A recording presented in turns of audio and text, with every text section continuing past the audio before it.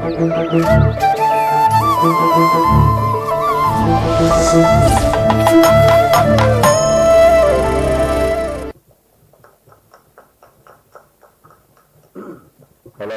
வணக்கம். முதல்ல உங்களை எல்லாரும் அடிக்கடி சந்திக்கிறதுனால உங்களெல்லாம் அடிக்கடி இப்படி சந்திக்கிறது எனக்கு ரொம்ப சந்தோஷம். இப்போதான் இன்டர்வல் பிளாக் பார்த்தேன். நான் பார்த்துட்டேன் படத்தை, பட் மியூசிக் ரீ ரெக்கார்டிங்கோட பார்க்கறது எனக்கு இதுதான். நமக்கே சில பேருக்கு படம் பார்க்கும்போது ஒரு மாதிரி அனுமதிச்சு நான் சொன்னேன் ரவி பார்த்துட்டு இன்டர்வல் பிளாக் படம் மாதிரியே இருக்குப்பா, ரொம்ப பயங்கரமா இன்வால்மெண்ட் ஆகுது.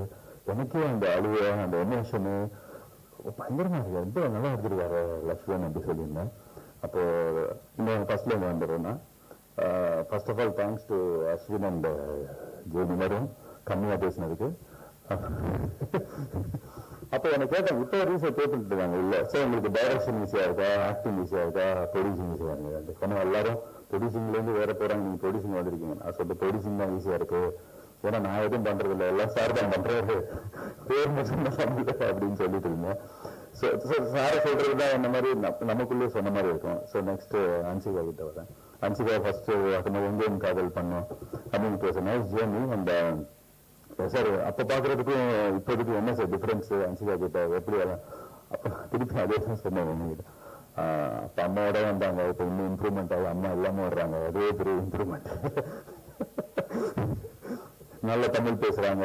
நான் படம் பார்த்தேன், இது எல்லா மேடையிலும் ஏற்கனவே சொல்லிட்டேன் லட்சுமண் கிட்ட கூட. ஃபர்ஸ்ட் படம் பார்க்க முடியும், நம்ம அன்சிகா எப்படி ஆக்ட் பண்ணிருக்கா, extra well done Hansika, love your performance, it was very great to see.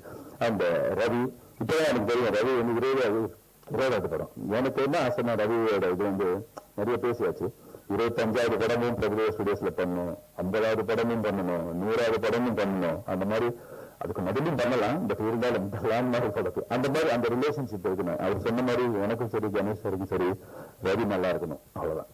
எங்க இருந்தாலும் அப்படி நல்லா இருக்கணும், அது மட்டும்தான்.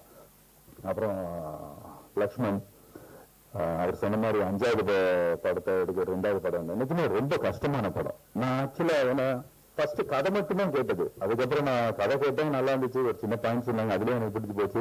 அப்புறம் பாவம் அவங்க இவங்கெல்லாம் சேர்ந்துதான் உழைச்சுதான் இந்த மாதிரி படம் வந்தது. பட் லக்ஷ்மண் கலக்கி இருக்கீங்க, ரொம்ப நல்ல படம் கொடுத்துருக்கீங்க. எனக்கே வந்து நாளைக்கு இப்ப ஃபர்ஸ்ட் ஷோ போய் பார்க்கணும், சில படங்களை போய் தேர்தல போய் ஃபர்ஸ்ட் ஷோ நம்ம போய் உட்காந்து ஜனங்களோட பார்க்கணும்பா அப்படின்னு இருக்கலாம். அந்த மாதிரி படம் இது நான் சொல்லியிருக்கேன், ரவி நீங்க போங்க நீங்க போகும்போது அப்படின்னு சொல்லியிருக்கேன். வெல்டன் லக்ஷ்மண். அதே மாதிரி நெக்ஸ்ட் படம் கூட 10வது பண்ண வேண்டிய படத்தை 3வது பண்ணுங்க, நான் கரெக்டா. ஸோ உங்களோட சப்போர்ட் வேணும்.